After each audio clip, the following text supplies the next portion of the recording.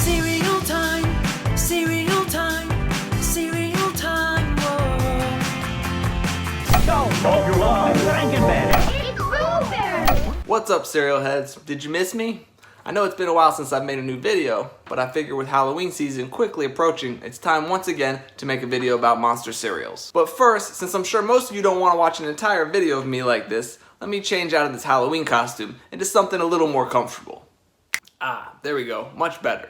Now, before we dive in, let me just warn you not to expect a new cereal time video next week. This isn't a full return to the posting a new video once a week schedule. I'm not quite there yet, still a little too busy. But I hope to check in more often with new videos whenever I can find the time. I will eventually get back to a more consistent schedule, so I appreciate your patience in sticking with me. Alright, let's get down to business. Monster Cereals 2018. It does seem like fall and Halloween themed products keep popping up earlier every year. It's just a matter of time before we start seeing pumpkin spice flavored things in July. But anyway, General Mills started releasing their monster cereals a few weeks back. So if you can't find them at your local grocery store yet, I would check Target because they're usually the first ones to stock them. So here are what the boxes for 2018 look like. You can see Count Chocula, Blueberry, and Frankenberry. Now you might be looking at these and saying, Gabe, those look an awful lot like the boxes they released last year.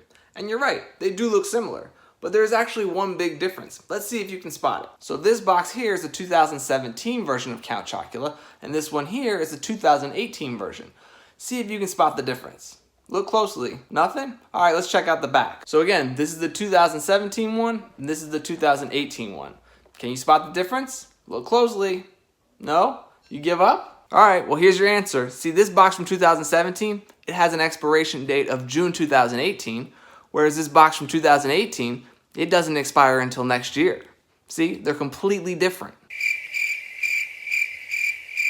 Sorry, I couldn't resist. So yeah, they are identical to the boxes from last year, which is a huge letdown. I feel like General Mills really disappointed us this year by not mixing it up and giving us new boxes or at least a new marketing campaign. I know many of us were hoping they'd bring back Fruit Brute or Yummy Mummy since it's been 5 years since they reintroduced them back in 2013. Not to mention the other new monster merchandise released this year that features all 5 monsters. They released a 500-piece monster puzzle which features some new artwork and illustrations of the monsters. And then of course there's this Monster Crunch breakfast game that you might have seen going around on social media. In this game you play as one of the 5 monsters here, either Count Chocula, Frankenberry, Blueberry, Yummy Mummy, or Fruit Brute. And you can kind of see an example on the back of how to play. The goal is to get as much cereal as you can into your own bowl. I'm not going to go through the gameplay or mechanics of this. If you're interested in this game, just search Monster Crunch on YouTube and I'm sure you can find some tutorials of how to play the game. But again, you can see they have some cool new artwork of the monsters there, which I kind of thought would translate over to new boxes this year, but I guess General Mills, who made this game, spent all their budget making this game, and so they decided not to put out new boxes. Even Funko Pop released new figures of Fruit Brute and Yummy Mummy at San Diego Comic Convention this year,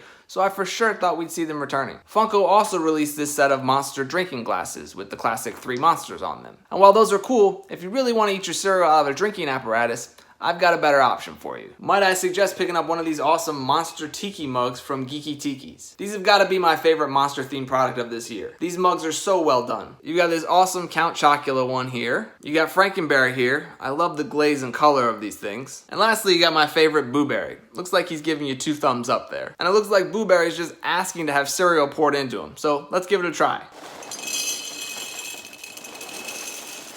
Whoa. Now obviously it's not a great vessel to eat cereal out of because you'd have to use a lot of milk to fill it all the way up to make sure you cover your cereal. But it's still a cool way to eat cereal dry. I can snack on it out of this. I'm sure someone's come up with some really cool cereal-themed tiki drink recipes that you could drink out of these mugs. Now I love tiki mugs and tiki culture, so these are some cool collector items for me, but if you want to pick up your own, head over to geekytikis.com. I think they actually might be on back order right now, but they have a bunch of other really cool tiki mugs that you can check out. They have Marvel characters, Star Wars characters, horror monsters, Popeye. They even have Pulp Fiction, and recently they released some Rick and Morty tiki mugs. Anyway, back to the cereal. So yeah, General Mills dropped the ball this year with the lame recycling of the same boxes from last year. But at least we get to indulge in our favorite monster cereals again. Sure, we all wish they'd go back to their original oat recipe instead of this current one, but it's still nice to look forward to these cereals every year. And since we're talking about monster cereals, I feel like we do need to mention Kellogg's. See, for the past couple years, Kellogg's has rebranded a few of their classic cereals for Halloween. They introduced new box art, and they include skeleton marshmallows in there. Well, this year I feel like they outdid General Mills with just the new boxes alone, but they also changed the Marbits this year into spooky Marbits in the shapes of bats, ghosts, and Frankenstein's head. They have Chocolate Frosted Flakes, which features Tony in his vampire costume. There's a new Apple Jacks box with Spooky Marbits and Bad Apple dressed as a mummy and Cinnamon dressed as Frankenstein. And the new Fruit Loops box, which just features purple and orange colored Fruit Loops for Halloween colors, and Toucan Sam is dressed up like a werewolf. So clearly Kellogg's is throwing some shade at General Mills this year. It's no coincidence that their new Marbits are in the shapes of the 3 classic General Mills monsters. And the Kellogg's mascots are dressed up as 4 out of the 5 General Mills monsters. There's no mascot in a ghost costume to represent Goubert, unfortunately. You know what they should have done? They should have added Spooky Marbits to Honey Smacks and made Diggum wear a ghost costume. But I bet he's still probably recovering from salmonella poisoning. So that's going to do it for the monster cereals this year.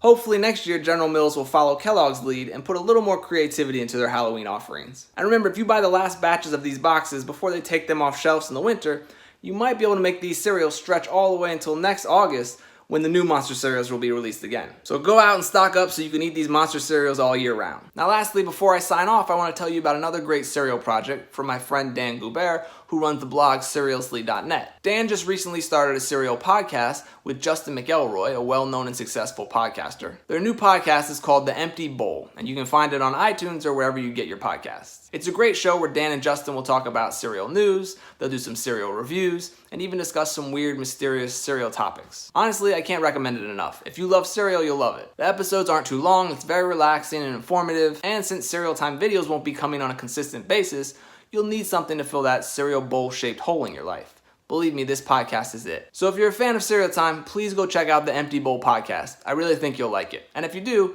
leave them a review on iTunes or share it with your friends. I'll leave a link to it below in the description. Alright, well that's going to do it for this video. As I said before, thank you for your patience and for sticking around with me and Cereal Time during the hiatus. I really appreciate it. And as always, thanks for watching. Until next time, stay crunchy. Blah.